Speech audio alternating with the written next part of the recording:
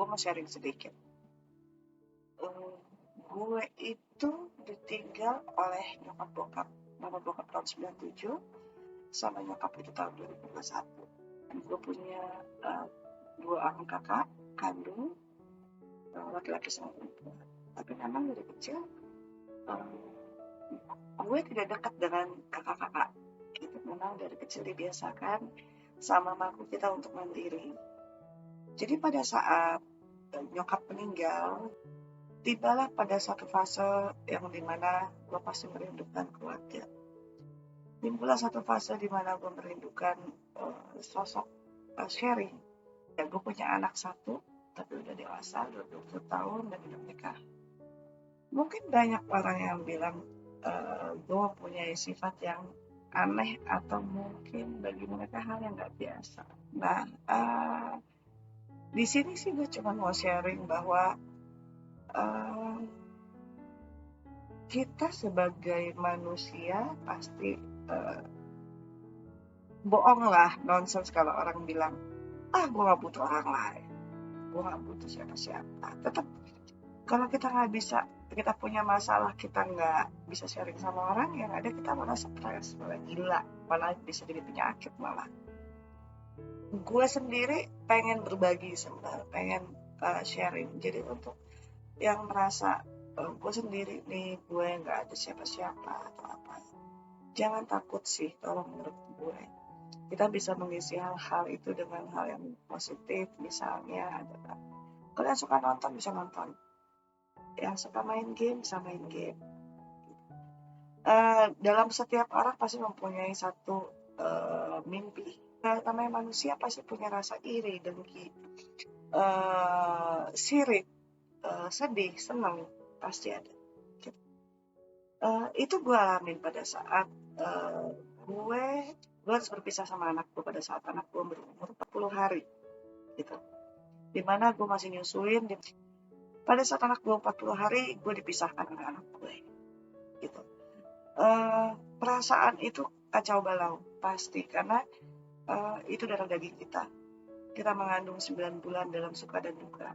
Dan pada saat gue dipisahkan oleh anak gue, itu gue juga bercerai dengan suami gue. Singkat cerita, gue mengalami momen psikologi yang parah waktu itu. Gue sempat tidak mau masuk mall. Gue sempat tidak mau kemana-mana. Gue menghindari mall, gue menghindari semua. Kenapa? Karena pada saat itu gue belum bisa ikhlas, gue belum bisa realize gitu bahwa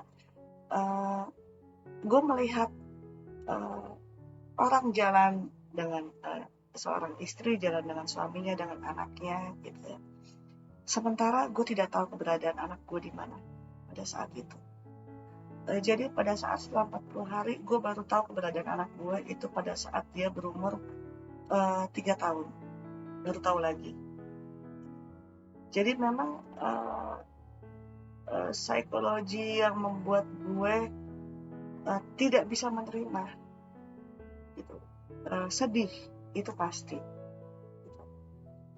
Jadi pada fase itu 40 hari gue lepas anak gue, tidak ketemu anak gue harus membuang air susu gue pada saat itu ASI ke got gitu ya. Terus yang kedua juga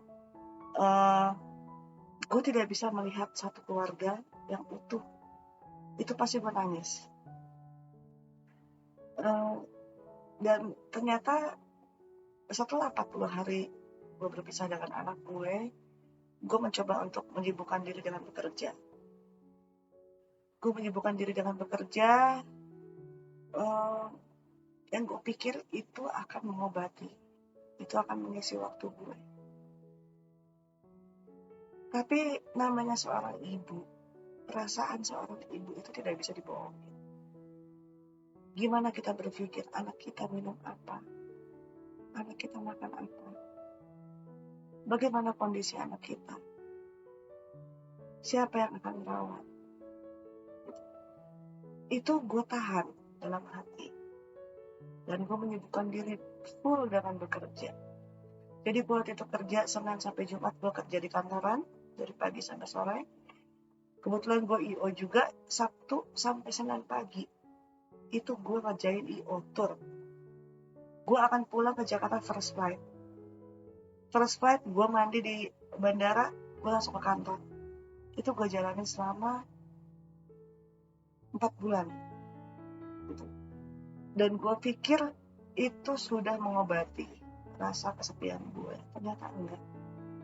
Ternyata justru rasa yang gue gak keluarin, yang gue pendem, itu menjadi penyakit.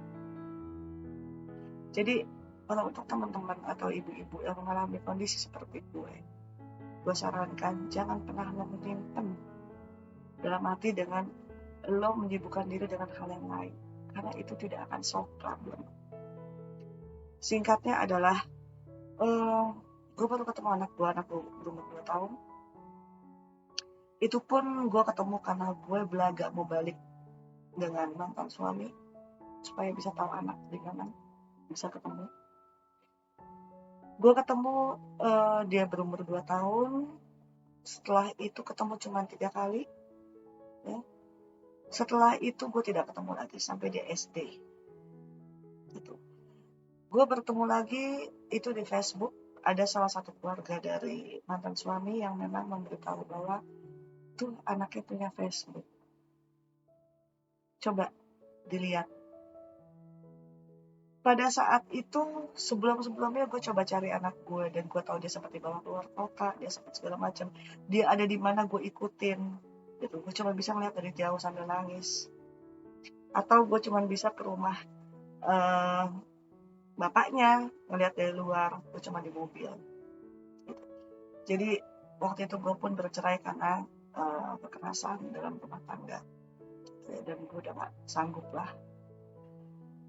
Setelah itu gue baru ketemu dia lagi SD. Itu gue ketemu di Facebook. Itu gue kirim message berkenalan karena gue gak tahu apakah dia tahu ibunya gue atau tidak. Gue berkenalan di Facebook. Dia cuma nanya, ini siapa? Aku bilang, aku Sarah. Dia tanya, Sarah siapa? Aku balas, Sarah ibu kamu. Terus waktu itu masih zaman MMS ya, belum ada kayak sekarang.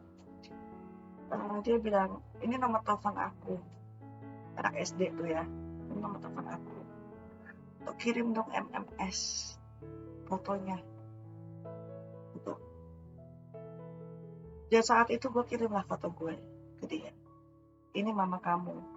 Gitu kan. Saat itu anak gue bilang cuman, aku pernah dikasih lihat foto papa mama ditaruh di gudang, tapi aku nggak tahu. Dia bilang. Akhirnya anakku itu kelas 3 SD kalau nggak salah waktu itu. Dia bilang, aku mau ketemu sama mama. Aku bilang juga aku mau ketemu, tapi tidak mungkin karena dari keluarganya bapaknya itu tidak diizinkan dia keluar ketemu dengan gue. Kenapa? Karena kita berbeda keyakinan. Gitu. Mereka takut kalau keputusan pengadilan anak ikut gue dari keputusan pengadilan pada saat gue divorce. Gitu. Tapi pada saat itu keluarga gue cuma bilang bahwa lo selamatin diri lo dulu, baru anak nanti diambil. Karena gue tidak berpikir akan sesusah itu untuk mengambil anak. Padahal keputusan pengadilan di gue buying time dulu, dalam arti ya udah sampai proses pengadilan selesai, gitu kan, sampai diputus cerai, gitu, dan anak ada di hak siapa. Itu jelas-jelas anak baru berumur 40 hari. Itu pasti akan jatuh ke ibu.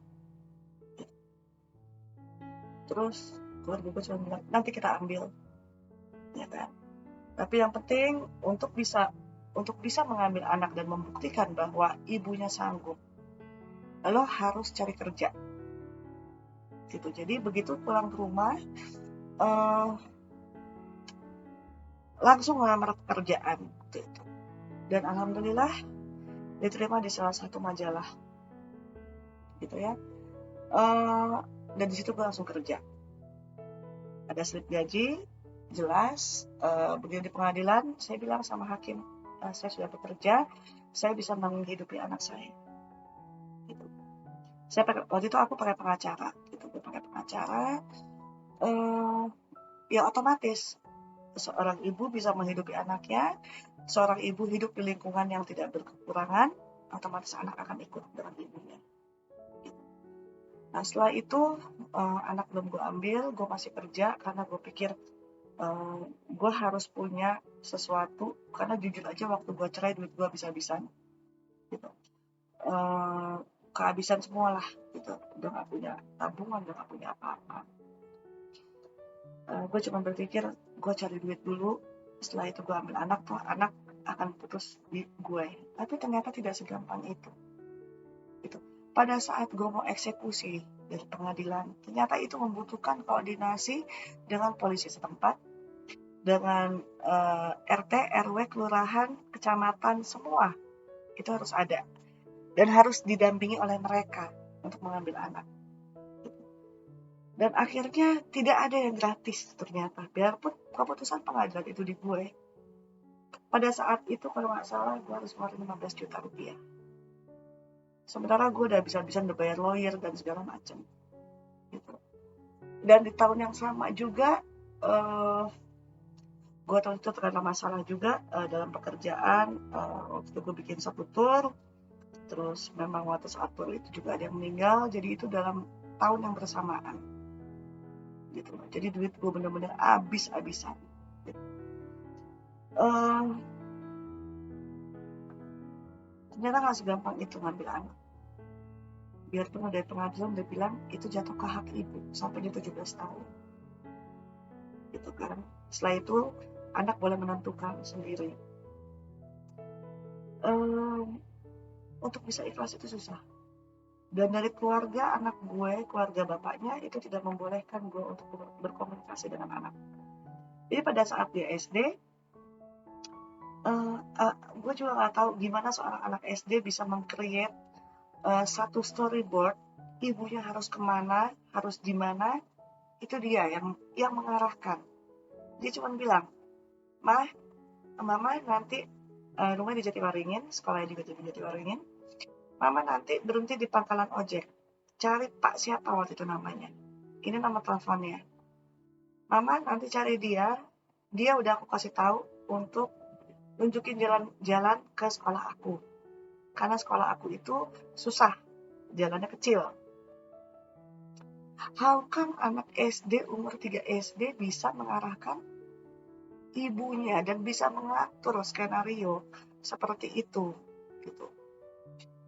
Jadi dan gue jalanin, jam 8 pagi gue berangkat dari rumah, gue sampai di Jatiwaringin, gue cari tukang ojeknya bilang, oh iya, Devin udah bilang, nama anak saya Devin udah bilang, ikutin saya ya bu.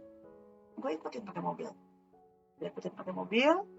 Jadi dia bilang, mama nanti sampai sekolah aku, mama tunggu di kantin. Kantinnya di sebelah sini. Kalau gue pikirin sekarang, mana ada sih anak kelas 3 SD bisa berpikir seperti itu. Bisa membuat storyboard, bisa membuat satu cerita, bisa mengarahkan orang supaya mengikuti apa yang dia sudah rencanakan. Gue datang ke sekolah itu, gue ketemu sama anak gue untuk pertama kalinya lagi. Itu perasaan gue nangis, gue bahagia, nggak nyangka gitu bakal bisa ketemu gitu. Tapi dia bilang, mak aku harus pulang karena aku udah jam pulang sekolah. Jadi jemput ojek tiap hari, ada ojek langganan. Dari situ kita komunikasi diam-diam. Jadi akhirnya dia mencari-cari waktu di sela-sela sekolah untuk bisa ketemu mamanya. Karena dia tahu dia nggak boleh sama keluarga papanya untuk ketemu mamanya. Akhirnya dari situlah ya, akhirnya sedihnya adalah di situ dia pengen ketemu ibunya. Tapi di satu sisi itu merusak mental anak gue sendiri. Anak gue harus berbohong, bilang ke sekolah bahwa dia sakit. Dia bilang ke sekolah bahwa opanya sakit, dia harus ke rumah sakit. Dia bikin izin pulang. Padahal dia ketemu gue, ibunya. Sampai berjalannya waktu, SMP, SMA, gue masih sempet buka sekolahnya waktu di SMP. Gue cuma tanya sama gurunya gimana perkembangannya. Guru cuma bilang, Bu, kalau bisa diambil. Kenapa? Ini anak suka diem, suka bengong. Terus gurunya sempat tanya, Ibu emang kerja di luar negeri? Dan gue kaget waktu itu. Tahu kan dia bisa cerita gue di luar negeri. Dan ternyata gue baru tahu bahwa dia malu. Karena pada saat ambil raport, pada saat pertemuan orang tua, itu selalu yang datang neneknya. Karena bapaknya udah kawin lagi kan. Dia seperti tidak mempunyai kedua orang tua. Dan dia meng-create cerita bahwa ibu tinggal di luar negeri, kerja di luar negeri. Di situ perasaan gue hancur, gue nangis. Pertama gue ngerasa kok gue gak diakui sebagai ibu, tapi di sisi lain gue ngerasa dia menutupi rasa teman-temannya nanya, nyokap lo mana, bokap lo mana. Kasian secara mental gitu. Waktu itu gue coba untuk menawarkan mau nggak tinggal sama mama. Kalau sampai dia bilang mau, gue akan fight untuk itu. Tapi anakku cuma bilang, enggak mah, kita diem-diem aja. Kasihan opa, kasihan oma. Karena dia dari kecil dibesarkan oleh oma opanya, tidak dibesarkan oleh bapaknya. Jadi secara tidak langsung anak gue tidak pernah merasakan kasih sayang seorang ibu dan seorang bapak dalam kehidupannya. Sampai SMA akhirnya gue melihat dia banyak berbohong untuk bisa ketemu dengan gue, baik dengan omanya maupun dengan papanya. Jadi kalau misalnya mental dari anak gue itu akhirnya mempunyai satu bayang-bayang atau dia seperti merindukan keadaan yang lain, itu tidak lain adalah karena dia denial dengan kondisinya dia. Dia sempat tanya ke gue, kenapa mama papa bercerai? Bisa aku yang jadi korban. Gue cuma bilang gini, justru dengan mama papa berpisah, kamu harus menjadi anak yang berprestasi. Kamu harus bisa membuktikan bahwa perpisahan itu tidak membuat semuanya jadi kacau. Karena gue dapat dari gurunya, ini anak pintar. Gitu. Tapi ada sesuatu yang missing di dia. Pada saat pelajaran dia banyak blank, banyak bengong. Nanti tiba-tiba aja di pojokan dia bengong. Terus setiap kadang-kadang kan anak-anak ada ya di sekolah disuruh bikin kayak bukan karya tulis ya, kayak pengalaman gitu ya. Sebenarnya dia tahu cuma omnya dan nenek kakeknya gitu. Dia tidak bisa menceritakan siapa ibu gue, bagaimana sosok ibu gue gitu. Gue bilang bukan berarti bercerai kamu menjadi tidak berprestasi. Nah, justru itu adalah satu tantangan buat kamu nak. Kalau kamu bisa membuktikan kamu gak hancur karena itu.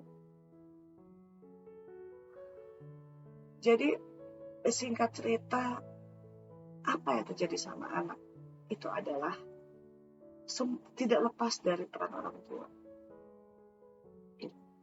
Jadi kalau misalnya secara psikologi ada sesuatu yang kurang, tidak seperti yang lain atau bagaimana, ya itu tidak lepas dari apa yang pernah dialami di waktu dia kecil. Jadi kalau orang bilang namanya ibu sama anak pasti ada ikatan batin.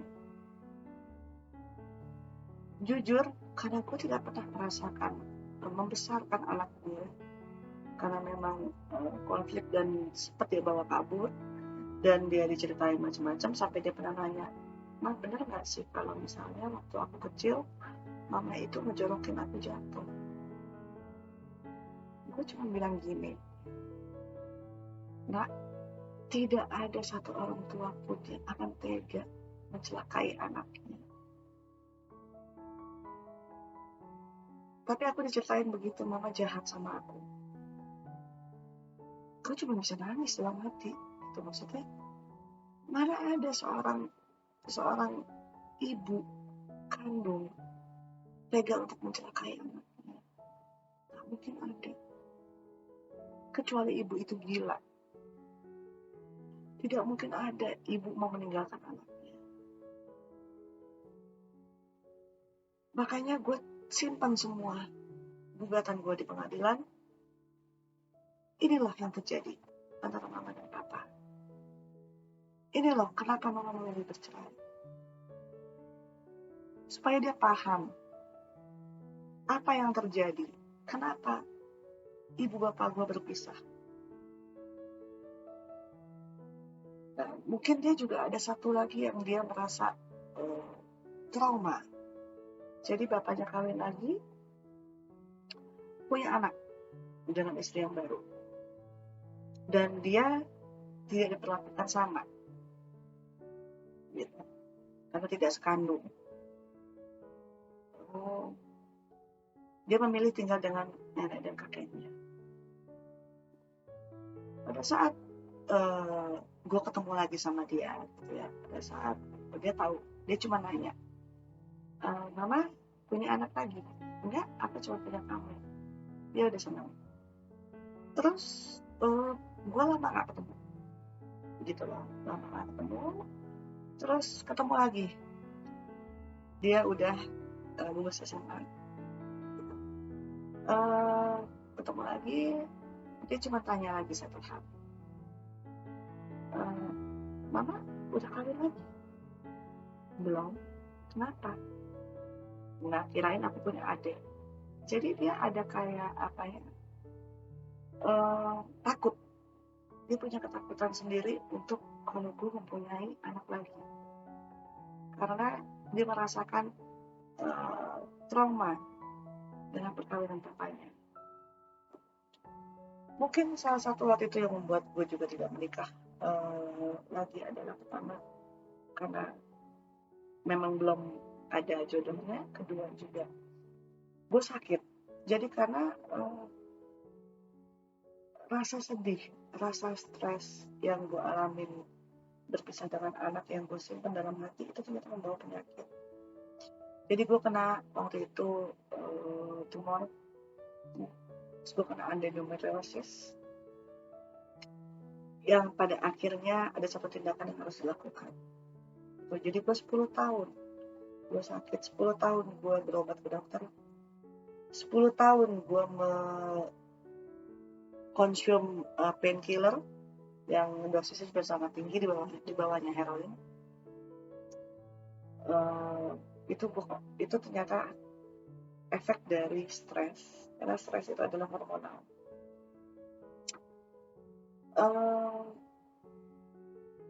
Jadi gue sangat sarankan kepada para wanita, mendingan apa yang lo rasain, lo keluarin. Jangan cari pelarian. Karena gue udah melakukan itu. Gue mencari pelarian dengan gue kerja mati-matian. Waktu gue habisin buat kerja. Tapi ternyata hati gue sebagai seorang ibu nangis setiap hari. Karena selama setahun itu gue harus membuang air susu ASI itu ke gue. Biarpun makin lama makin sedikit ya. Tapi itu kita sebagai ibu nangis. Karena itu adalah darah.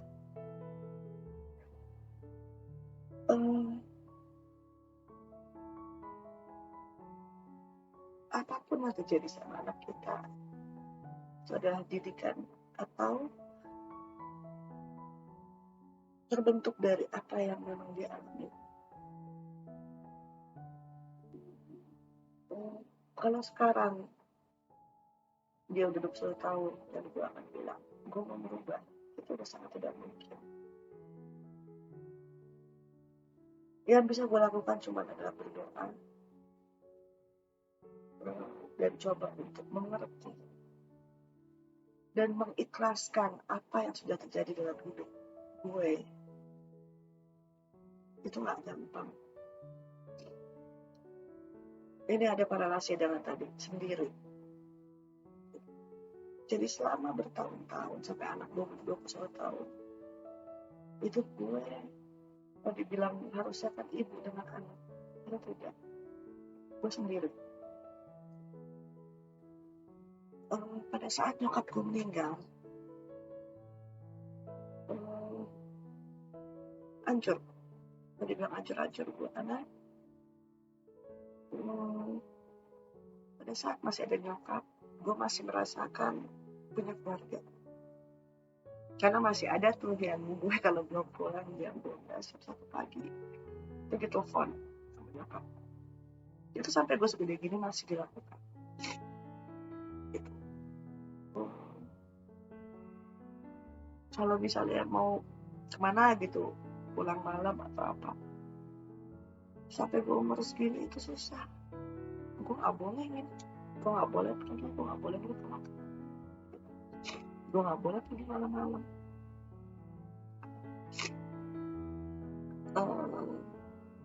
Jadi pada saat nyokap gak ada, biarpun gue gak terlalu dekat sama nyokapnya, gue merasa sendiri. Gue merasakan kesendirian gue kan. Karena gue gak dekat sama kakak-kakak, gue gak dekat sama siapa-siapa. Sampai pada saat nyokap gue di rumah sakit, nyokap gue sakit kanker, bertahan 3 tahun. Jadi waktu saat nyokap gue di rumah sakit, nyokap gue sempat tanya, gimana kamu nanti kalau Mami gak ada? Siapa yang akan menemani kamu? Aku cuma bilang, Mah, Sarah sudah ikhlas untuk hidup sendiri. Karena sebagai orang tua pasti kita pengen lah anaknya mendapatkan seseorang yang bisa menjaga, yang bisa menemani sampai hari tua. Apalagi nyokap gue tahu dengan semua yang udah gue alami.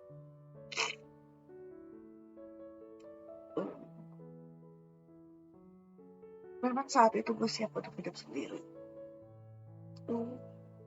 Tapi untuk menjalani hari-hari setelah nyokap gue gak ada, itu gue merasakan apa ya, tambah kekosongan. Sampai gue pada satu waktu gue stuck, gak tahu harus ngapain. Gue udah gak punya tujuan hidup. Anak gue udah gede, anak gue udah punya pilihannya sendiri. Yang tadinya tuh tujuan hidup gue cuma buat anak gue gitu. Ternyata dia memang sudah akhirnya menemukan pasangan dan dia masih mau, belum mau untuk ini ada gitu kan.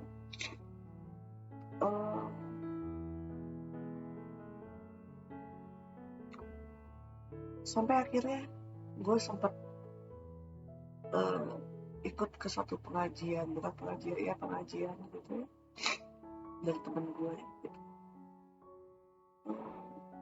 Kalau tanya apa sih yang gue mau dari dia, karena aku ngerasa mungkin dengan gue ikut pengajian, gue mendekatkan diri dengan Allah, itu kekosongan itu akan terisi. Tapi ya itu satu lagi, kita gak boleh salah masuk pengajian, kita gak boleh salah memilih gitu loh gitu. Tapi akhirnya pada saat itu ya bukan itu yang gue dapatkan gitu. Tapi akhirnya gue gak ikut lagi pengajian gitu. Jadi ada satu titik di mana gue ngerasa hidup gue buat apa ya, Tujuan gue apa? Gue gak punya tujuan. Kalau ditanya mau ngapain, gak tahu.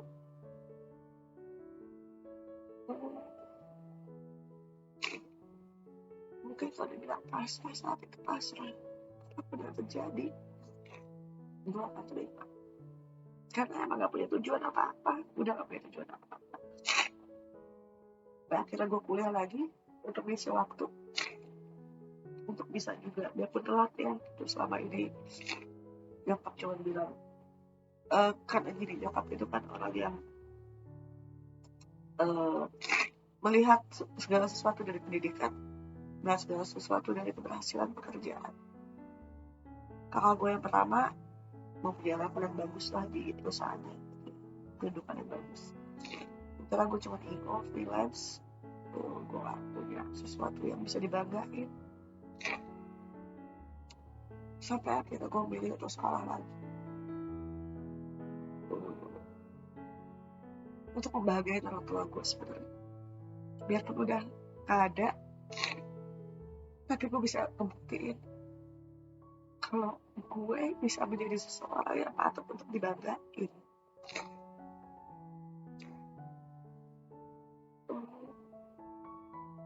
Dan gue yakin sih, nyokap gue juga pasti akan tahu, pasti akan bisa melihat dari sana. Sudah alasan gue itu, gue pengen menjadi seseorang yang bisa dibanggain, yang bisa berguna gitu. Karena gue udah ngerasa kegagalan dalam hidup gue itu adalah gue gagal jadi seorang ibu.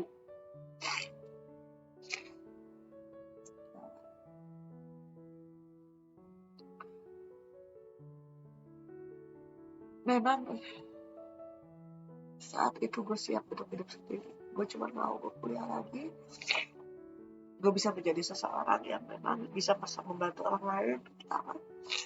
Kedua, menjadi salah satu tempat untuk orang yang seperti gue dulu alamin, itu punya tempat untuk berkeluh kesah. Gue pengen bisa nyokap gue dan bokap gue bangga juga kakak sepupu gue yang sangat gue sayangin, yang juga sudah meninggalkan gue kira-kira berapa bulan sebelum nyokap meninggal. Jadi gue ditempa banget waktu itu. Gue kehilangan kakak sepupu gue yang sangat sayang sama gue, sangat dekat sama gue. Terus gue kehilangan nyokap.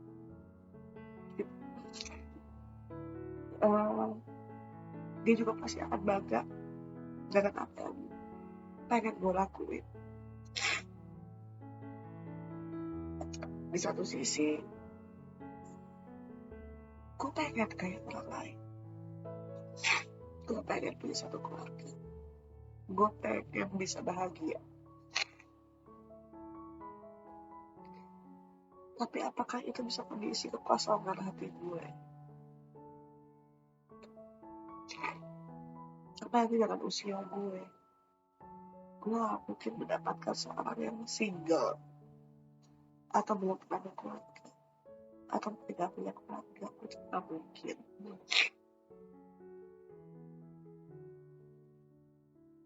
Dan gue selalu bilang pada saat sholat gitu, gue selalu bilang, ya Allah, bila memang aku diberikan jodoh untuk bisa bahagia, tunjukkanlah.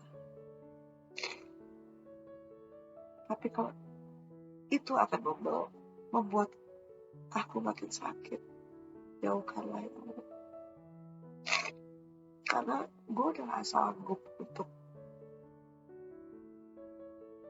menerima kekecewaan lagi dalam hidup gue yang sudah bertubi-tubi.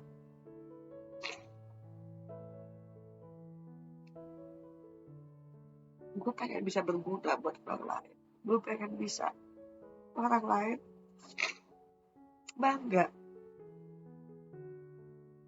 dengan gue gitu. Karena gue gak pernah merasakan itu. Karena pada saat, biarpun gue sesukses apapun sebagai IO atau apapun, Nyokap gue gak pernah ngeliat itu. Nyokap gue cuma ngeliat dari segi kedudukan di kantor, bagaimana kehidupan ekonomi gue, itu yang dilihat. Bukan prestasi yang lain yang udah gue capai secara sebagai orang kreatif gitu.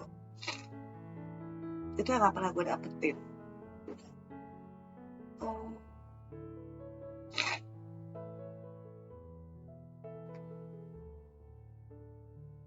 Jadi mungkin itu membuat gue menjadi orang yang sangat sensitif. Kedua,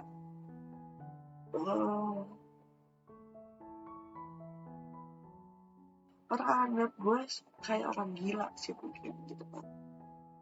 Karena gue mungkin orang yang sangat merindukan perhatian.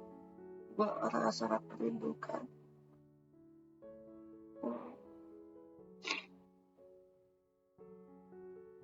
orang bisa bangga dengan gue. Karena itu gak pernah gue dapetin dari keluarga gue, tuh gue gak pernah dapetin dari anak gue. Yang seharusnya anak bangga akan ibunya atau bapaknya, itu gak pernah gue dapetin.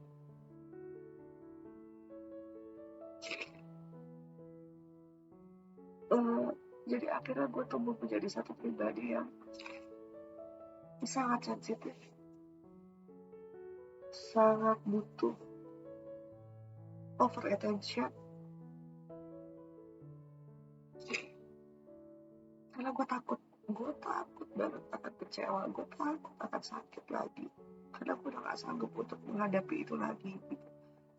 Udah terlalu banyak hidup gue yang menempa gue, membuat gue menjadi orang yang takut akan beberapa hal gitu. Sampai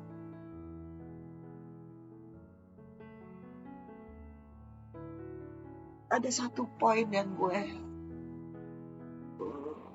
merasain sampai gue menjadi orang yang minder, karena gue mempunyai kekurangan dalam diri gue, karena gue pernah sakit itu coba 10 tahun, yang membuat gue minder, yang membuat gue tidak percaya diri untuk bisa membuka hati gue dengan orang lain. Jadi memang kenapa gue bilang saya ikhlas untuk hidup sendiri mah, ya karena gue tahu kekurangan gue tahu apa yang ada terjadi dalam diri gue tidak mau berharap ada orang lain yang mau menerima. Kalau bisa menerima, alhamdulillah. Kalau nggak pun, gue ikhlas. Sampailah gue pada menjalin satu hubungan dengan seseorang yang gue kenal udah lama, tapi baru ketemu lagi.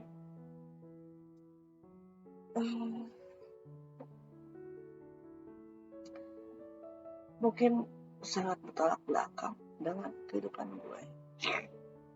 Dia juga sama mengalami divorce, tapi bedanya adalah dia tetap bisa berkomunikasi dengan anaknya dari kecil, dan ada anak yang ikut dia.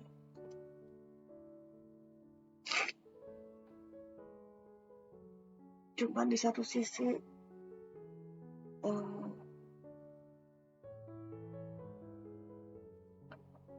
banyak pemikiran yang harus gue pikirkan gitu.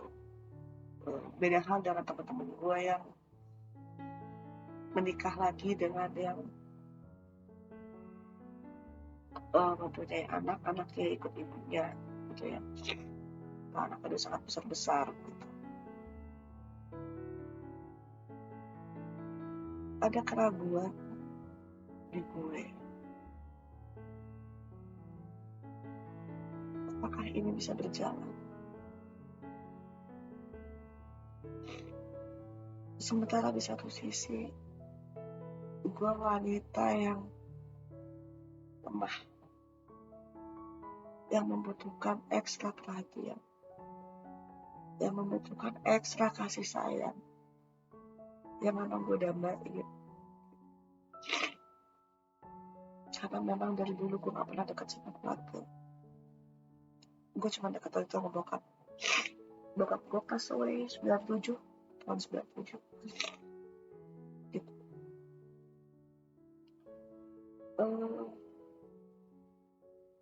Gue harus bisa berdamai dengan kondisi dan keadaan. Kalau emang gue mau meneruskan hubungan gue dengan dia.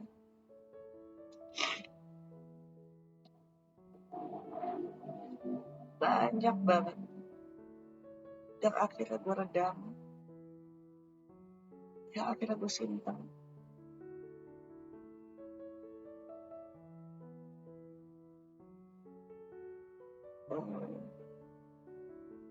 Yang akhirnya gue tidak bisa berharap banyak. Gue tidak bisa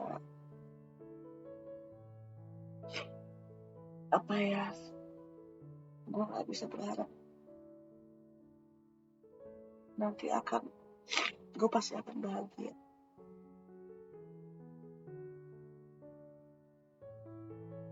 Karena gue tahu untuk memasuki hidup, untuk kita bisa menjalani hidup dengan orang lain, itu tidak gampang, butuh penyesuaian.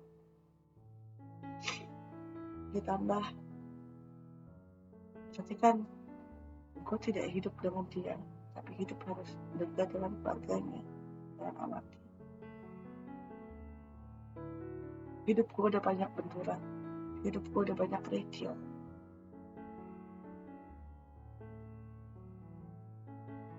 Apakah gue harus menjalani hidup gue lagi dengan kerikil untuk bisa mencapai kebahagiaan? Hidup kita tidak akan lama.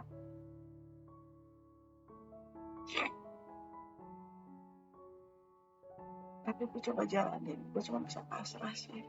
Mati. Kalaupun memang Allah memberikan gue jodoh, itu gue akan terima. Tapi seandainya memang itu menjadi sakit lagi buat aku, gue berdoa aku menjauhkan.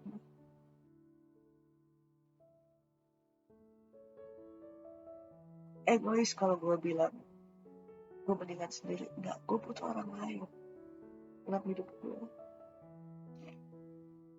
Kita gak bisa sendiri. Kita butuh orang untuk sharing. Mungkin di fase sekarang bukan pacaran ya, tapi kita mencari satu sosok imam, satu sosok yang bisa kita saling take care each other.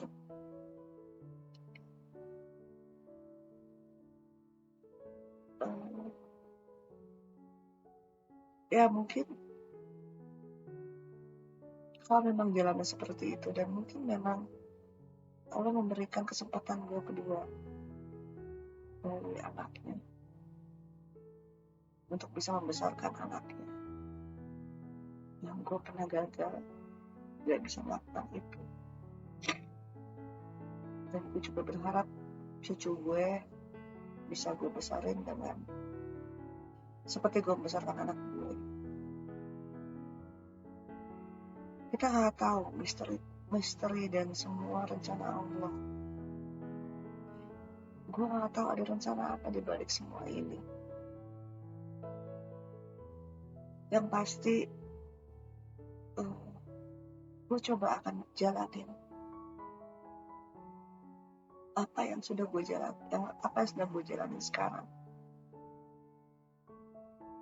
Kita nggak tahu di balik itu kebahagiaan itu kapan.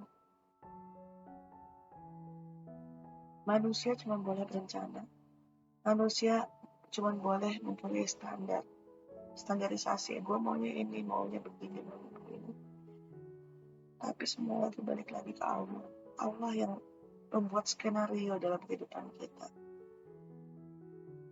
Kita cuma bisa berusaha. Gue berusaha membuka hati gue. Dan gue merasakan gue bisa jatuh cinta lagi.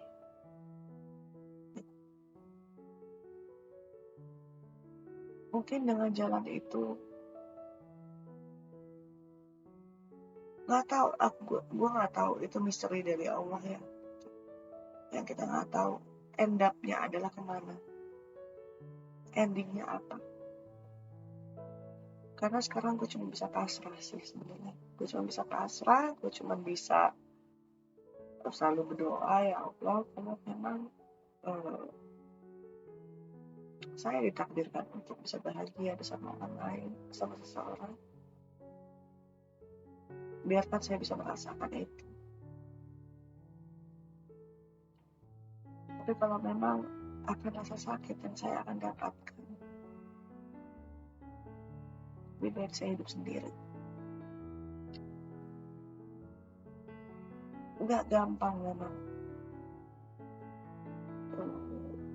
Gue berasa banget kok pada saat kayak sekarang gitu sih. Gue rasa gue benar-benar apa ya, kosong, gue merasa sendiri, gue merasa kesepian. Mungkin di awal hubungan gue sempet ya, aduh gimana. Sekarang sih gue akhirnya udah cuma ikhlas, dalam arti apapun yang terjadi ya udahlah. Gue tidak bisa membawa pasanganku dalam situasi gue gitu. Dia juga punya keluarga, gue tidak mungkin memaksakan dia gitu, untuk sering ketemu gue atau apa ya. Sekarang bagaimana gue memanfaatkan waktu gue di rumah supaya gue gak stres. Gue punya hobi nonton, gue punya hobi main game, itu gue lakuin karena gue biasanya emang gak suka ke mall. Nah, jadi itu yang buat refreshing gue sebenarnya gitu. Yang awal-awal hubungan gue itu gue pengennya dia gimana, kasih support, kasih, memang kita tiap hari video call, tapi kadang-kadang kan bukan itu ya. Kadang-kadang cuman dia cuma nyentuh, cuma bilang kamu baik-baik aja atau kamu gimana, itu udah satu support gitu. Tapi sekarang aku tidak bisa menerapkan itu lagi. Yang paling ya kita nggak tahu ya, kasih Allah. Tapi gimana gue bisa menghabiskan waktu gue gak stres, gue nonton film, gue main game, gue jalanin kuliah gue lagi dengan baik. Tujuan gue di awal adalah untuk bisa membahagiakan dan bisa menunjukkan bahwa gue bisa menjadi seseorang dan gue bisa dibutuhin oleh orang lain. Itu bisa terjadi. Jadi kalau memang gue dikasih jodohnya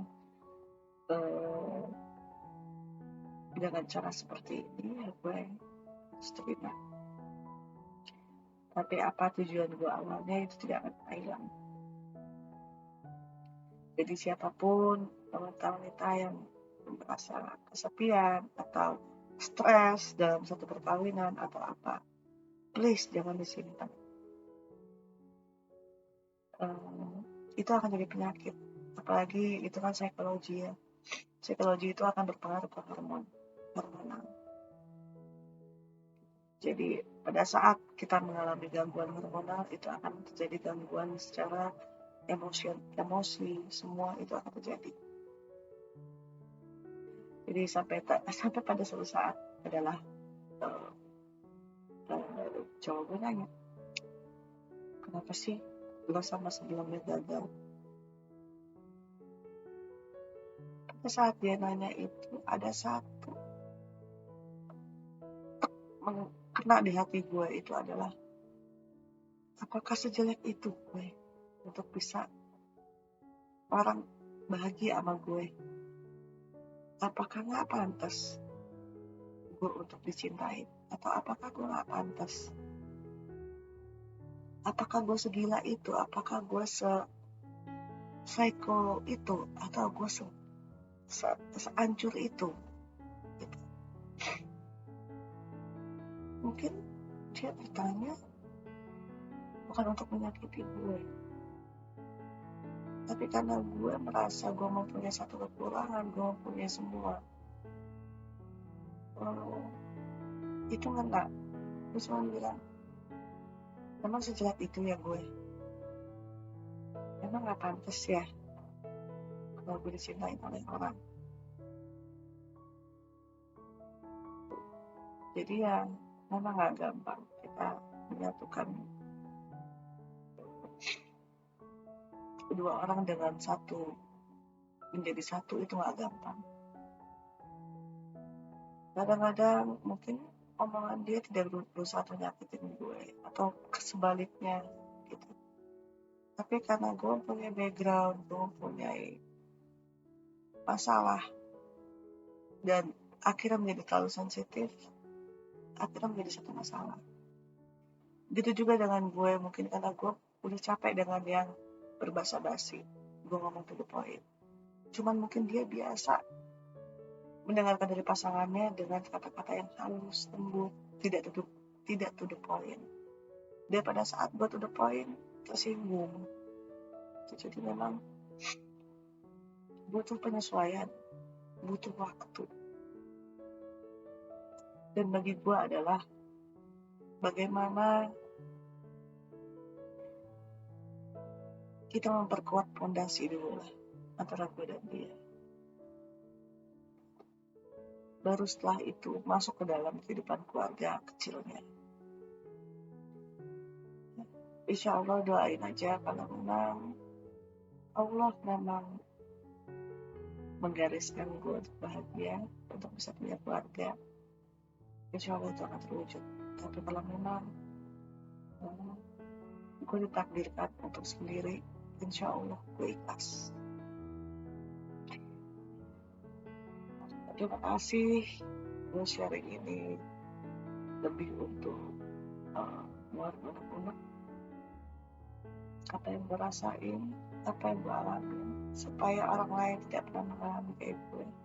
Jangan sampai sakit, karena sampai sekarang pun gue masih harus kontrol sebenarnya, cuma gue udah males gitu, karena hormon itu tidak akan berhenti. Apalagi kalau hormon udah rusak, itu gak bisa diobati, dan itu penyesalan yang akan gak bisa diapain gitu, gak bisa diganti, kita gak bisa balikin waktu. Jangan sampai terjadi. Jadi buanglah stres, seandainya memang ada masalah dibicarakan, atau kalau mau teriak, pergi ke pantai teriak yang keras. Itu lebih baik, will be better, dibanding nyimpen terus mengaktifkan diri dengan hal lain dengan niat untuk melupakan masalah. Itu bukan merupakan solusi. Jadi terima kasih yang udah mau dengar. Semoga ada yang sama kisahnya. Assalamualaikum warahmatullahi wabarakatuh.